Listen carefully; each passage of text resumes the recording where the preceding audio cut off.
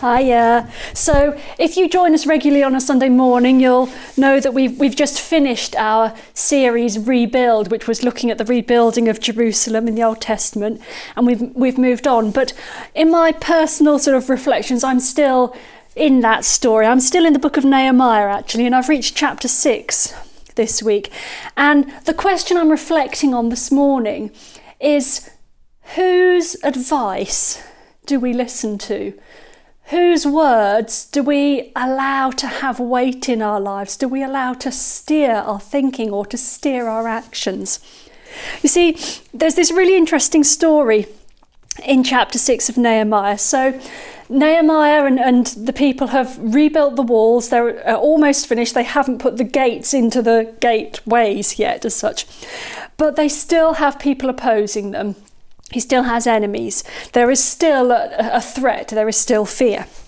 And it tells the story of this one day when he goes to the house of this guy called Shemaiah.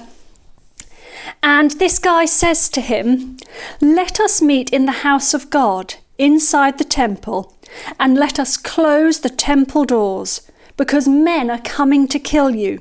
By night they are coming to kill you."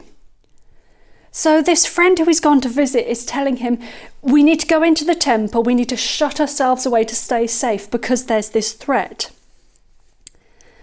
But Nehemiah responds to him by saying, "Should a man like me run away? Or should someone like me go into the temple to save his life? I will not go." I realised that God had not sent him, but that he had prophesied against me because Tobiah and Sanballat, that's his enemies, had hired him.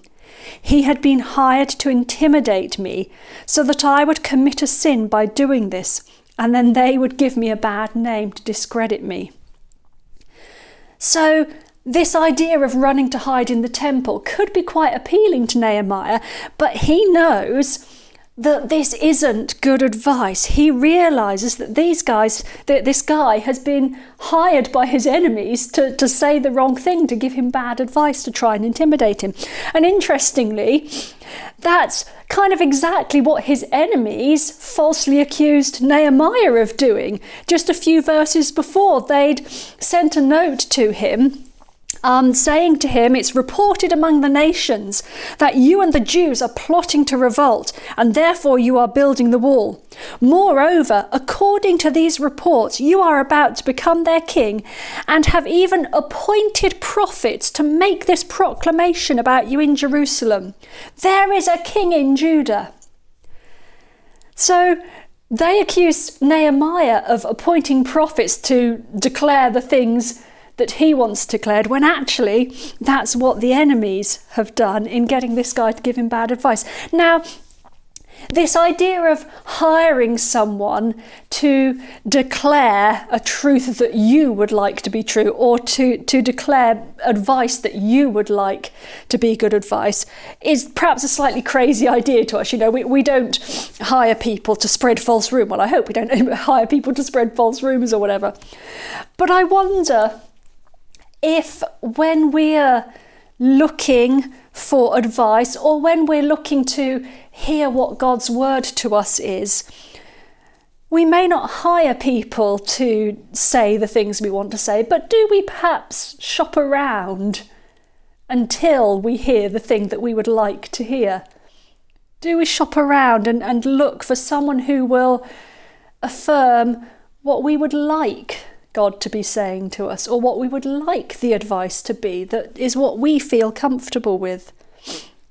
And that's the challenge that I feel, that actually when we're wanting to hear from God, it's not always going to be what we want to hear.